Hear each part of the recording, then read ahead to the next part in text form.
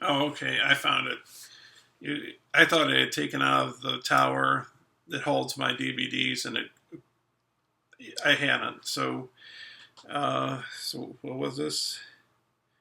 Yeah, Double Espresso, a movie that held your interest in the whole movie, and that would be Fight Club, which is one of my favorite movies of all time. Um, it's humorous, it's dark, it's very well shot, it's got great soundtrack.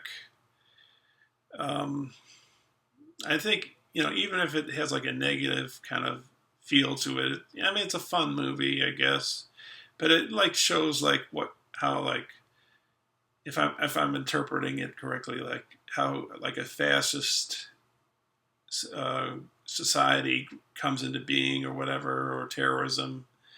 But it's just interesting, how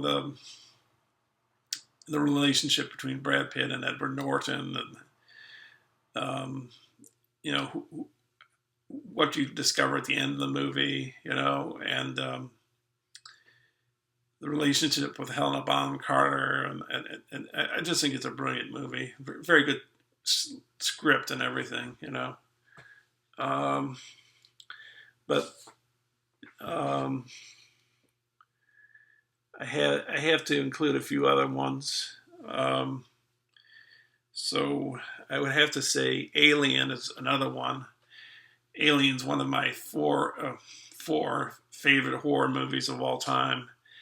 Um, since I'm talking about what my four favorite, I'll just list them: George Romero's Night of the Living Dead, George Romero's Dawn of the Dead, um, The Shining by Kubrick, which is one of my favorite horror movies, and of course Alien. And Alien just held me for the whole time.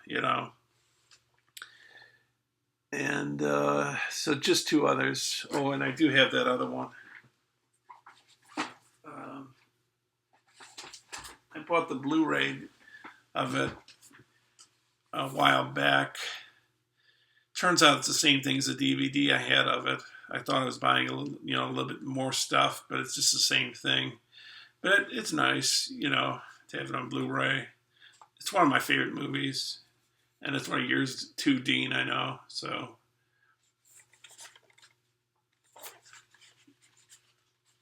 you know, oh, I didn't notice. I guess there's a booklet. I think didn't you show this on your channel, Dean? I don't know, but um, yeah, yeah, that's one of my favorite movies. So um, anyways, let's. Oh, and the other one would be Salo.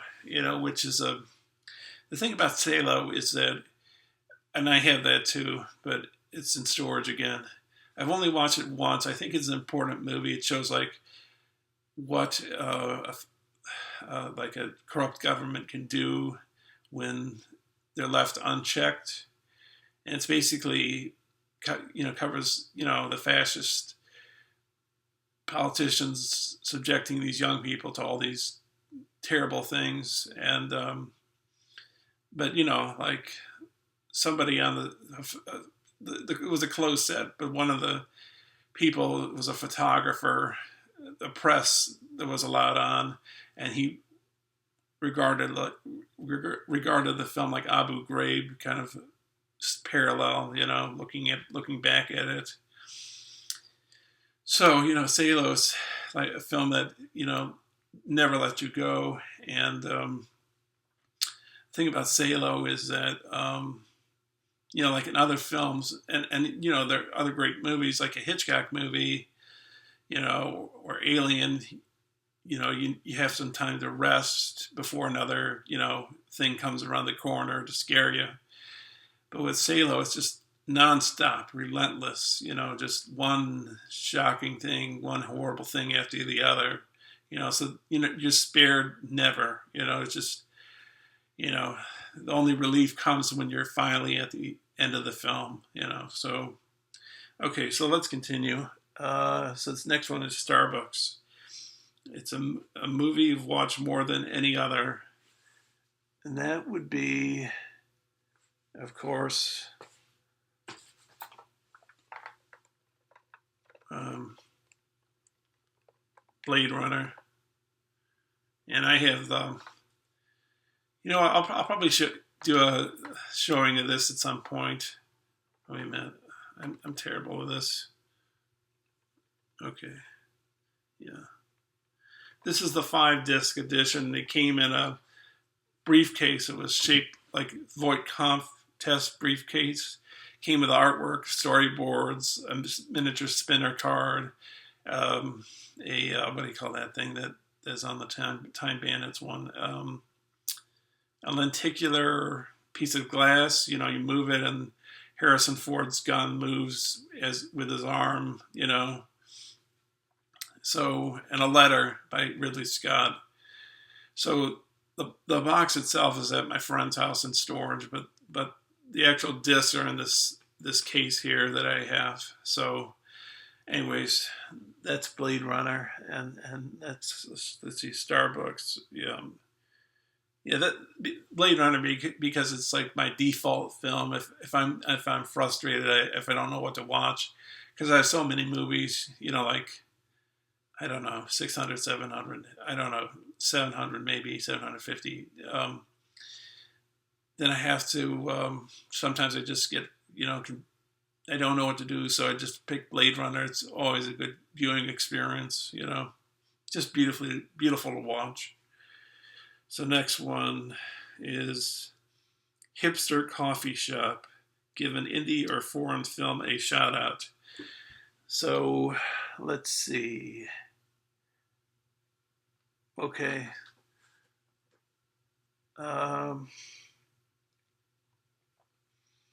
That would be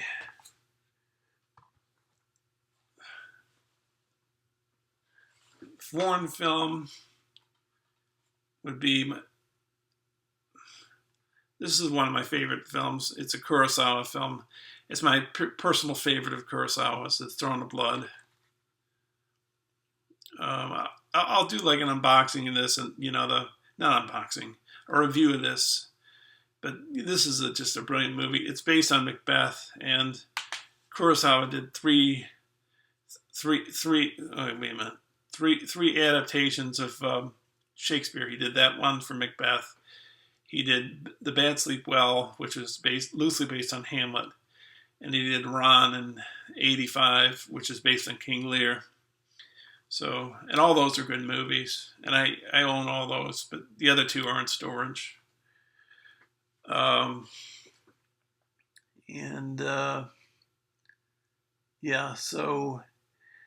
and a few other foreign ones I'll just mention are La Dolce Vita by Fellini, which is my personal favorite of Fellini's, I guess, but 8.5 is just about equal.